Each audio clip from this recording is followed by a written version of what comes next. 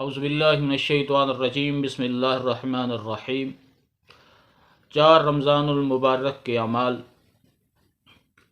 4 رمضان المبارک کے چند اعمال ہیں جن میں سے 8 رکعت نماز ہے جو کہ 2 رکعت کر کے آپ نے پڑھنی ہے۔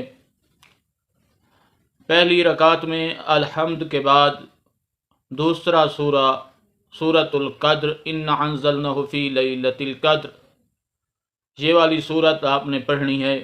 پھر قنوت، تشہد اور سلام، اسی طرح آپ نے 8 رکعت نماز 2 کر کے پڑھنی ہے۔ ہر 2 رکعت نماز کے بعد آپ نے تسبیح زہرا ضرور پڑھنی ہے۔ تسبیح زہرا کا بہت بڑا اجر ہوتا ہے۔ ایک بندہ 1000 رکعت نفل ادا کرے اور ایک بندہ جناب زہرا کی تسبیح پڑھے تو اس 1000 نماز نافلہ سے بہتر ہے جو انسان جناب زہرا کی تسبیح پڑھتا ہے۔ بہت بڑی فضیلت ہے۔